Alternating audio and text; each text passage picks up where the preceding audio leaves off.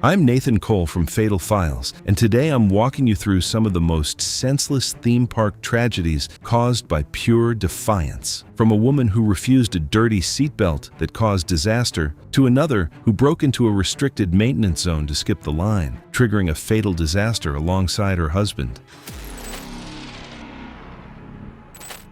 It was March 11, 2018, at a mid-sized water park in Southern California. A woman had been arguing over a basic safety rule most people followed without thinking. At first, it just slowed things down, but within minutes, it pulled someone else into a situation they had no control over. Linda Foss was 57 years old, visiting the park on a short trip with her husband. They had driven in from out of state, treating it as a simple break without much planning. She worked part-time at a small inn, managing the front desk, handling bookings, payments, and guest check-ins. Routine work she had done long enough to expect things to run a certain way. That afternoon, they headed to one of the park's main attractions, a simulation-style tram ride with continuously moving vehicles that fed into a tunnel of sudden jolts. By the time they reached the loading area, the line had already slowed behind her. Linda stopped at the entrance, arguing about the seatbelt instead of moving with the group. She pointed at it and refused to use it, saying it looked dirty and that she was wearing a white dress. She asked for a clean seatbelt and a different seat. The attendant explained it was required and regularly cleaned, but she kept pushing back, questioning why it even mattered for a short ride. Then, she pointed at one of the seats and refused to sit, saying it wasn't clean enough. Staff repeated that everything was cleared between cycles and that they needed to keep the line moving with the continuous loading system, but she stayed where she was. Behind her, people began to get irritated, shifting in place as the line backed up and the next group waited to board. However, she didn't move. She kept arguing, pointing at the seat, asking for a different one, questioning why she had to use it at all. The line backed up behind her as attendants repeated the same instructions. I've seen this before, when someone stops everything over something small and no one can move until they're done. Even as empty seats passed through the loading belt, she stayed near the edge of the platform, still talking, still holding things up, while staff tried to get her to either board quickly or step fully behind the marked safety line. Because the ride operated on a slow, continuous movement, the vehicles kept passing through at a steady pace. As she continued arguing, she shifted backward without looking, stepping past the painted boundary line that separated guests from the moving track area. There was a narrow, recessed gap beside the platform, normally kept clear when guests stay within the marked loading position, but now exposed because she had moved out of place. Her foot came down into that recessed edge as she turned. She lost her balance instantly. With no stable footing, she fell sideways into the path of the moving tram. The vehicle was already passing through at low speed, but the weight and momentum were enough. Within seconds, the side of the carriage struck her before the operator could fully engage the emergency stop. Everything happened too fast. Staff hit the stop controls immediately, but the movement had already caused severe blunt force injuries. Guests nearby backed away as operators rushed in and called for emergency services. Linda was unresponsive. Paramedics arrived and attempted resuscitation on site before transporting her to a nearby hospital. Despite continued efforts, she was pronounced dead shortly after. Based on the findings, authorities determined that Linda's death resulted from blunt force trauma caused by contact with the moving ride after stepping outside the designated loading position. As for the case, it was reviewed for possible liability and safety concerns. Investigators noted that the ride was operating as designed, with clear floor markings and verbal instructions given. Her movement beyond the safety boundary placed her in an area not intended for guests during operation. In the end, no criminal charges were filed, but the incident was ruled a preventable death tied to unsafe behavior in a restricted zone. The park later reinforced barriers at the loading edge and updated procedures to stop the belt sooner when guests refused to comply. What changed the outcome was the disruption at the loading area. One person stepping out of position at the wrong time in a space where everything else was already in motion. If you noticed how one small delay turned into something serious in that first case, this next one follows the same pattern, just in a different setting, with even less time to recover. It was August 3, 2016, at a local amusement park in Georgia during a crowded summer afternoon. Lines stretched out as staff worked under pressure. An ant pushed past a clear rule. It didn't seem serious at first, but within minutes, it turned into something no one on that ride could fix. Visiting that day was Renee Galveston, 47, and being there wasn't even part of her original plan. Her sister had asked her at the last minute to watch her nephew for a few hours, and instead of keeping things simple, Renee decided to take him to a small local amusement park and turn it into an outing. From the moment they arrived, witnesses said she kept slowing things down, arguing over small details and questioning staff at almost every stop. When her nephew came in just below the height marker, she leaned in close, pointing at the line and calling attendants over, insisting he basically met it, even as the line behind them started backing up. At the measurement point, the result didn't change. Still under. The attendant explained it, but Renee raised her voice, arguing the difference didn't matter and questioning why they were being so strict. Witnesses described her as persistent, with staff repeating the same answer while she kept pushing for a different one. She asked for a supervisor, but got the same answer and stepped away, then came back again. This didn't happen once. It kept going. Each time she came back more direct, more forceful, repeating the same argument, not letting the line move without saying something. People behind her started watching. Some stepped out of line to go to other rides. Eventually, during a shift change, she found a newer attendant. This time, she controlled the moment, positioning her nephew under the bar, keeping him straight, pointing at the line, and insisting, louder than before. The attendant hesitated, and she didn't back off. After a few seconds of pressure, the answer changed. They were let through. The ride itself wasn't a high-speed coaster. It was a small family ride, low elevation, slow dispatch, and designed with a single-position lap bar rather than over-the-shoulder restraints. The system depended on rider size to hold properly against the bar. For adults, it locked firmly. For smaller riders near the minimum height, the fit could leave more space if not checked closely. At the loading platform, everything moved quickly. Renee and her nephew were seated, the lap bar lowered until it clicked, and they were cleared to ride. But the fit wasn't tight on him. There was a visible gap between his body and the bar that would normally be flagged during a proper check. Just before the train fully departed, as it began its slow roll out of the station, Renee raised her voice again, calling out to the operator, saying the restraint didn't feel secure enough for her nephew. Instead of staying seated, she leaned forward over the lap bar, trying to adjust him herself. Below the platform, the ride operator noticed immediately and moved toward the controls, signaling for her to sit back down. But the train had already passed the primary stop point at the station exit. On rides like this, the emergency stop isn't instant once the train clears that section. It requires confirmation and a short delay before the system fully engages to avoid abrupt mechanical stress. She didn't respond right away, and this is the moment where, if you're watching from the side, you can already feel it going wrong. As the train entered its first shallow turn, still moving slowly but no longer perfectly level, the shift in motion was enough. Renee was already leaning forward and partially out of position. When the car rotated slightly, her center of gravity moved past the lap bar. With her weight no longer supported, she lost her footing. Her body pitched sideways. She reached out instinctively, grabbing onto the nearest person beside her, another rider, Evan Cruz, 32, who had been seated properly just one row over. The sudden pull caught him off guard. His upper body was yanked toward her, and with the lateral movement of the turn, it was enough to break his position against the restraint. Neither of them had time to recover. Both of them went over the side of the car. They fell from the slowly moving train down toward the operator walkway below, approximately 8 to 10 feet. The drop wasn't extreme, but it was onto a hard, narrow service path with metal railings and equipment lining the side.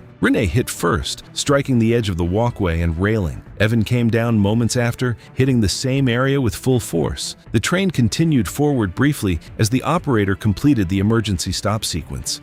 Within seconds, the system engaged and brought the ride to a halt. From the platform, it was over almost instantly. Staff rushed in as guests backed away. Both Renee and Evan were unresponsive where they had landed. Emergency services were called immediately. Responders attempted resuscitation on site, but both had sustained catastrophic head and chest trauma from the fall and impact. They were pronounced dead shortly after. Authorities found the restraint worked as designed, but the child's size left excess space under the lap bar. Renee's decision to lean forward and grab another rider led to both being pulled from the car. With no intent to harm, no charges were filed, and the deaths were ruled accidental due to unsafe rider behavior and improper restraint fit. After the incident, the park implemented stricter enforcement, mandatory double checks for smaller riders, clearer dispatch holds if a rider signals concern, and updated operator protocols allowing immediate halt authority before a train clears the station zone. That one's hard to watch, especially when someone else ends up paying for it. And the next case follows that same pattern, just in a completely different setting.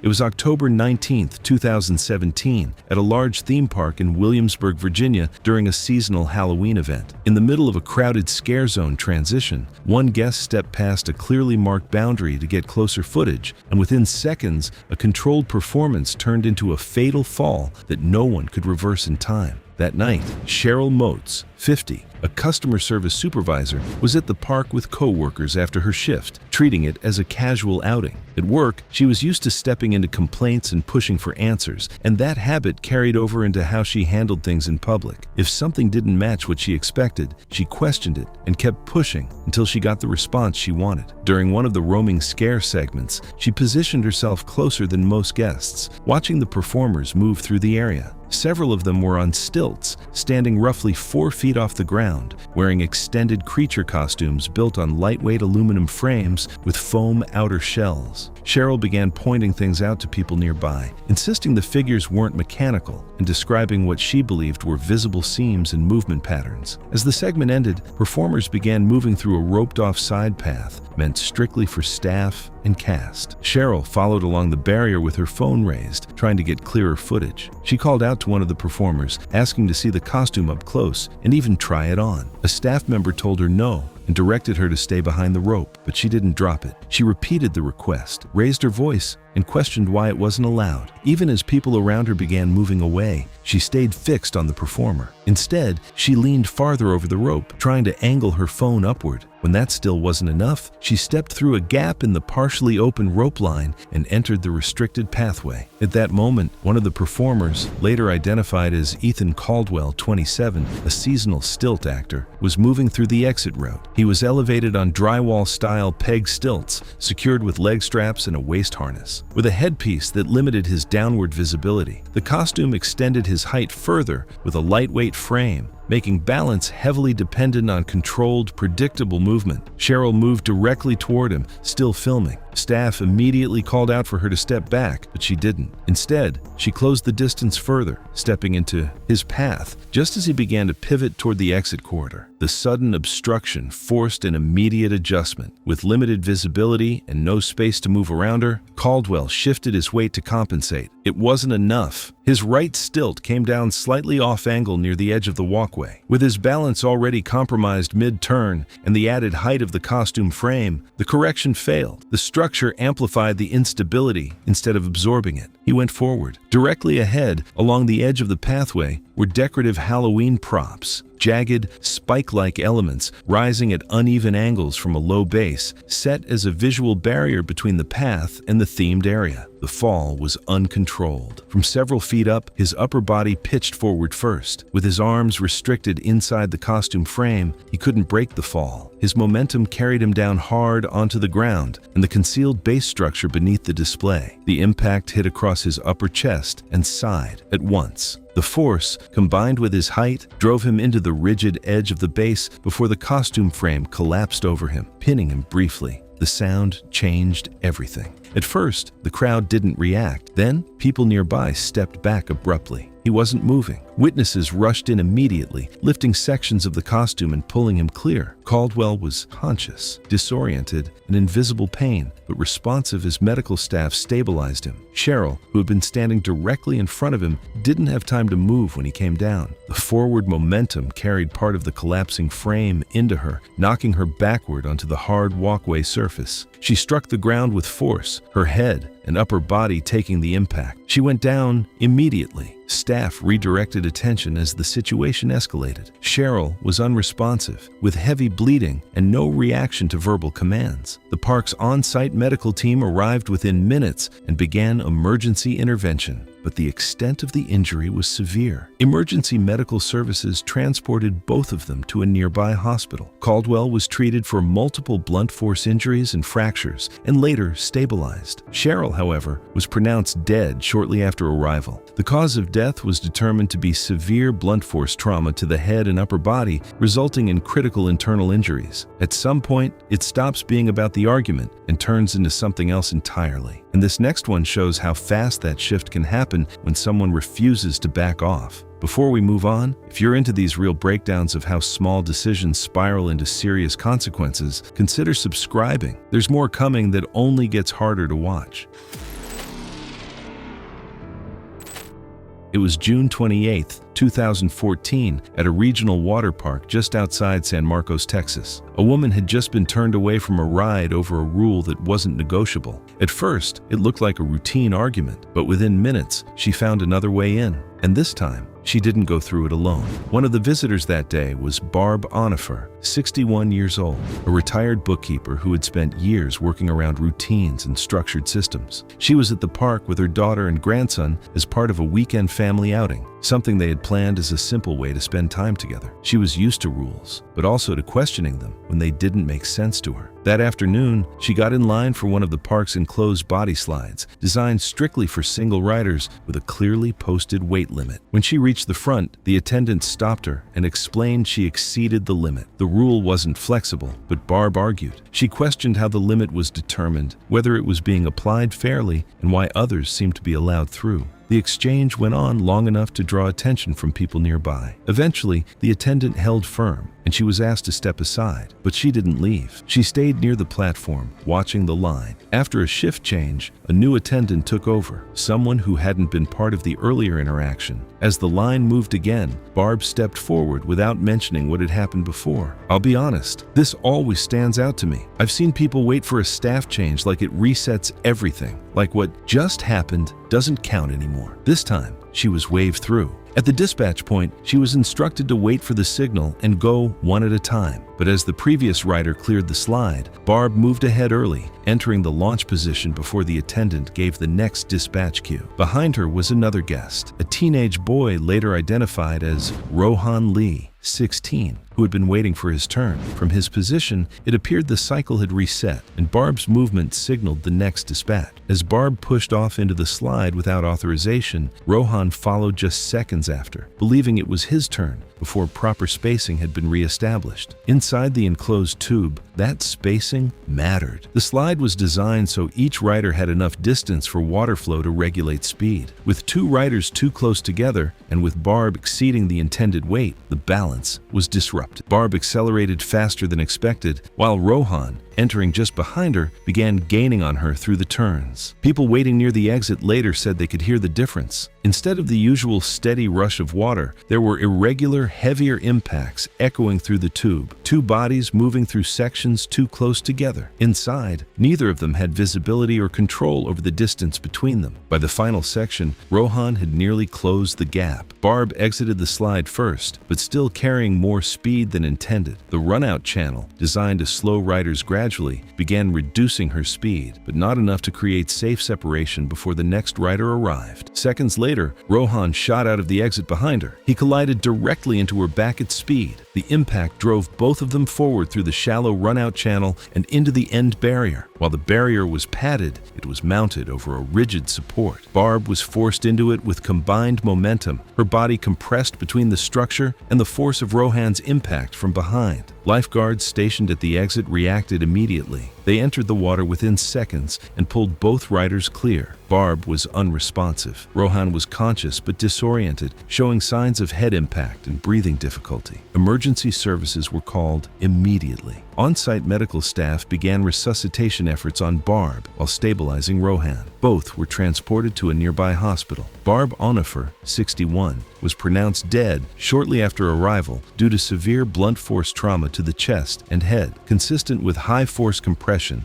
against a fixed structure. Rohan Lee survived with a concussion, rib bruising, and minor fractures. In the investigation that followed, the ride was found to be operating within normal parameters. There were no mechanical failures. The weight limits and rider spacing rules were critical to maintaining safe speeds and preventing collisions inside the slide. That one really comes down to not letting things go, even after being told no. And the next case pushes that even further, with consequences that affect more than one person. It was July 14, 2015 in Orlando, Florida. At a crowded water park, a woman refused to leave a ride exit, insisting she shouldn't have to wait again. It didn't seem serious at first, but within minutes, her decision pulled someone else into a space designed to move without stopping. Donna Pelchat was 52, working as a tour coordinator. That day, she was at the park with her husband and a visiting family friend, someone she had personally invited because she wanted everything to go smoothly. That was kind of her thing. She liked being in control of plans, keeping things on track, making sure nothing slowed them down. And when something didn't match what she expected, she didn't just let it go. She stepped in and tried to fix it herself. After finishing a log flume ride, she didn't follow the marked exit like everyone else. Instead, she stayed near the unloading platform and told the operator she shouldn't have to go through the full line again. She pointed to a separate access point she had noticed earlier and insisted she should be allowed through that way. Staff told her clearly to move along, but she stayed right where she was. And honestly, most people understand those priority lines are there for guests who truly need them, which makes it surprising she tried to use that as an excuse. As the next boat approached the unload area, operators shifted their attention to the incoming riders. In that short gap, Donna stepped past a waist-high barrier and slipped through a side service gate that hadn't fully latched. Behind it was a narrow maintenance walkway running alongside the runout channel. Wet, uneven, and clearly not meant for guests. Her husband followed right behind her as staff started shouting for both of them to come back, but Donna kept going along the narrow edge, saying they'd just get on from there instead of going all the way around again. He stayed close, reaching toward her like he was trying to steady her because the ground under them was getting slick from the constant water flow. By then, the next log had already gone over the drop and entered the runout channel. And that's the part people don't realize. Once a ride like that is moving, it doesn't just stop on command. The boat came in fast along the guided track, water pushing out around it as it started to slow, but not nearly fast enough. As Donna kept moving forward on the slippery edge, her foot suddenly slid out from under her, and she fell sideways straight into the channel. Her husband reacted instantly, reaching to grab her, but instead of pulling her back, the motion threw him off balance too, and he went in right after her, just seconds before the boat reached them. There was nowhere for it to go. The front of the log pressed both of them into the concrete sidewall, pinning them in place as the water surged around them. It wasn't some dramatic impact. It was tight, mechanical, and unforgiving. From the platform, it happened fast, but not fast enough to miss what was happening. Operators hit the emergency stop the moment they saw them, but the ride still needed distance to come to a full stop. By the time it did, both of them were trapped in the channel. Staff and lifeguards rushed in immediately, getting into the water to free them. It took time to shift the boat enough to pull them out from the sidewall. By the time they were brought back onto the platform, neither of them was responding. CPR was started right there as emergency responders were called in, but despite continued efforts, both were later pronounced dead. The findings pointed to crushing injuries to the chest, along with drowning, which lines up with being pinned underwater in an active ride channel. The investigation later confirmed that the ride itself was working exactly as it should. The boat stayed on its track, and staff followed emergency procedures. Everything came back to that one decision: Donna stepping into a restricted area and her husband following right behind her.